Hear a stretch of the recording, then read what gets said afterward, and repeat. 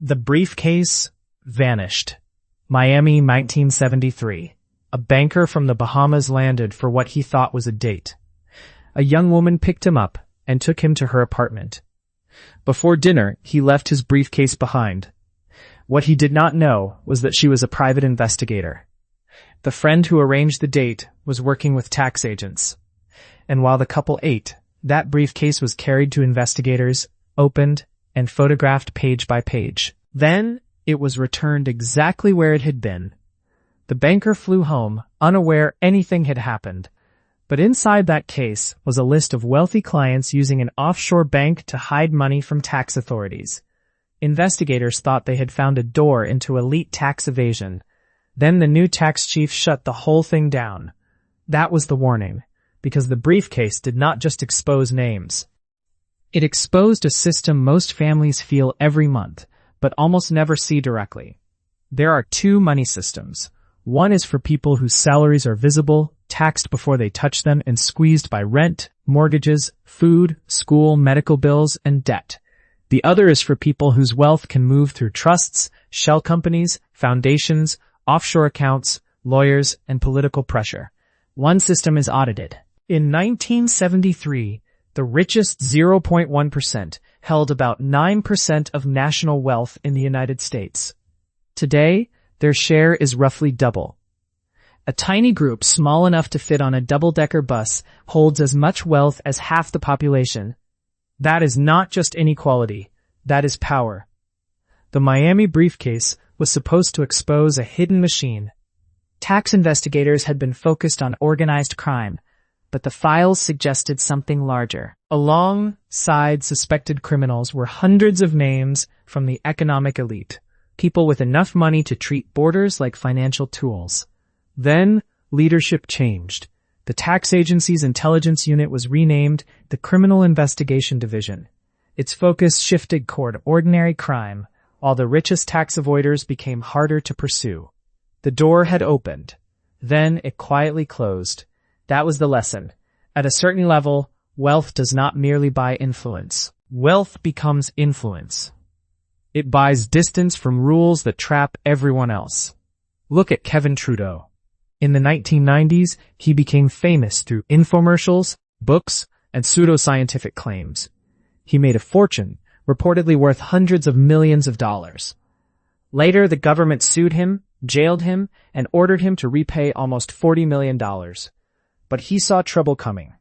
Before judgment landed, his money managers moved assets through places like Belize, Liechtenstein, Seychelles, and Mauritius. By the time authorities reached for the money, it was beyond their legal grasp. The cash had escaped. This is not just a story about one salesman. It is a story about the industry that makes escape possible. Scholars call it the wealth defense industry. Lawyers, accountants, lobbyists, tax planners, money managers, estate experts, political operatives, and think tanks working to protect fortunes from taxation, regulation, lawsuits, and public accountability. For ordinary families, money is simple because the system makes it simple. It sits in paychecks, bank accounts, retirement plans, and homes. It has addresses, forms, statements, balances, deductions, penalties, and deadlines. For the ultra-rich, money can become a maze, and the maze is the product. That maze is not usually built by villains in dark rooms. It is built by professionals in glass offices. They write documents, create entities, file forms, draft trusts, arrange funds, and design structures so complicated that no one person sees the whole picture. One lawyer sees one company, one banker sees one transfer, one accountant sees one tax treatment. The owner disappears behind paperwork. The Panama Papers gave the world a rare glimpse inside this machine. The leak came from Mossack Fonseca, a Panama-based firm that helped clients create offshore structures. Its clients included criminals, politicians, business figures, millionaires, and oligarchs. The central trick was simple. Governments can tax assets only when ownership is clear. So wealth defense clouds the link between person and property. You may see the yacht. You may see the apartment. You may see the shares, the bank account, or the foundation. but tracing who truly controls them can become nearly impossible. Between $10 trillion and $15 trillion is estimated to sit offshore. The taxes governments fail to collect from hidden or shifted wealth reach about $500 billion every year. In the United States alone, the missing annual revenue is around $100 billion. That money does not vanish harmlessly. It becomes pressure on everyone else. In 2001, officials estimated that the average taxpayer paid about 15% more because the ultra-rich were not paying what they owed. Usually, it is not the person with the yacht. This is where the middle-class salary trap becomes brutally clear. Workers cannot offshore their paycheck before payroll taxes hit. Families cannot route grocery bills through a Cayman fund. Homeowners already pay a wealth tax every year under another name, property tax. The rich can defend wealth. The middle class must document income. So the real question is not whether rich people have money. The real question is whether money can escape the rules that everyone else is forced to live under. Oligarchy is often imagined as billionaires buying politicians, and that happens. One billionaire can spend millions on ads to defeat a tax increase. Another can build political machinery to reverse a mining tax. But the deeper structure is quieter. It is not always a suitcase of cash or a dramatic backroom deal. It is the constant ability of wealth to protect itself before democracy can touch it. That is the shield.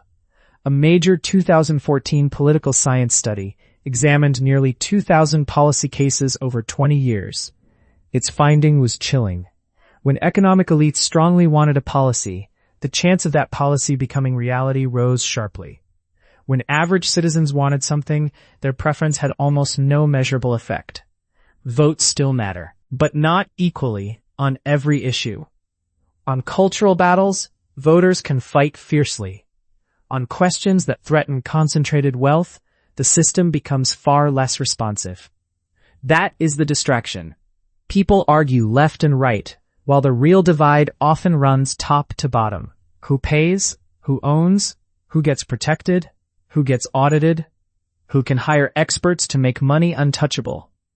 This pattern is not new.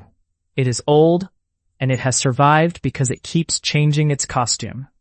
During the Gilded Age, names like Rockefeller, Carnegie, Vanderbilt, and Duke dominated oil, steel, railroads, banking, real estate, and tobacco.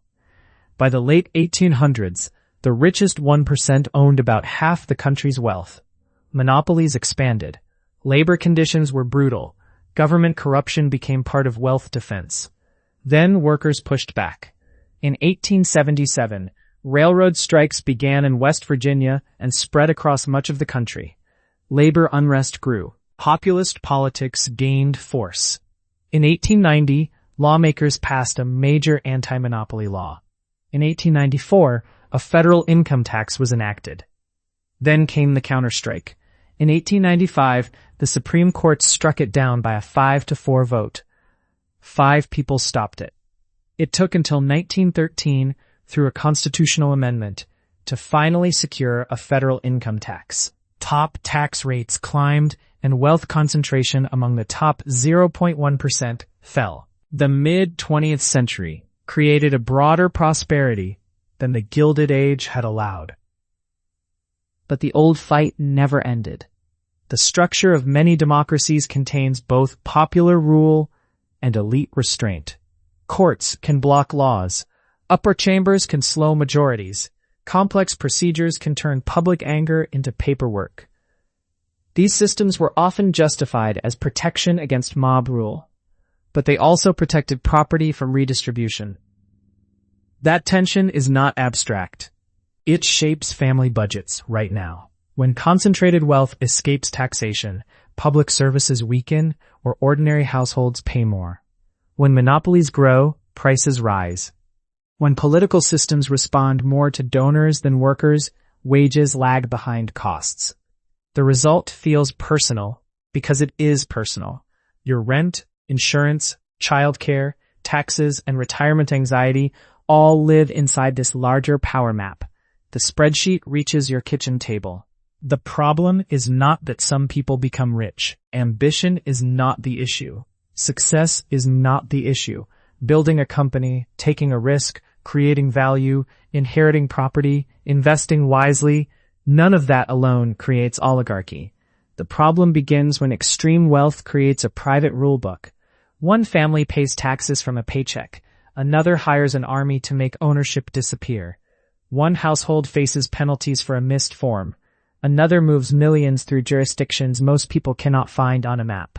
That is when wealth stops being only a reward and becomes a fortress. And fortresses are not built for fairness.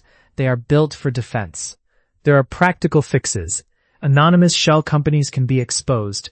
The Corporate Transparency Act was meant to help reveal real owners. But in 2025, a Treasury rule exempted domestic companies from key reporting. Financial crime investigators can be properly funded.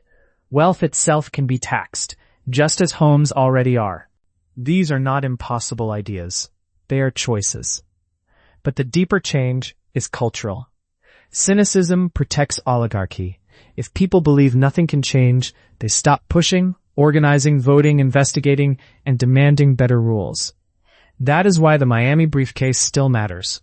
It was a small object carrying a huge truth. For one brief moment, investigators saw the hidden names, the hidden channels, the hidden confidence of people who believed the rules were flexible, if you were rich enough. Then, the case was shut down. And that is the pattern that keeps repeating. A leak appears, a scandal erupts, a report proves what people suspected. Names surface. Politicians promise reform. Then the machine waits, adapts, and hires better lawyers. The public gets outrage. The wealthy get strategy. History shows ruptures create openings. The question is whether society is ready when the next one arrives, because the next rupture will not announce itself politely. It may come through another leak, another crash, another budget crisis, another moment when ordinary people finally ask why they are paying more while hidden fortunes pay less. And when that moment comes, the choice will be simple. Do people accept a system where income is trapped and wealth can escape? Or do they force the rules to follow the money? Oligarchy does not always arrive with a crown. Sometimes it arrives as a trust, a shell company, a loophole, and a missing signature. When wealth can hide from democracy, democracy starts paying rent to wealth.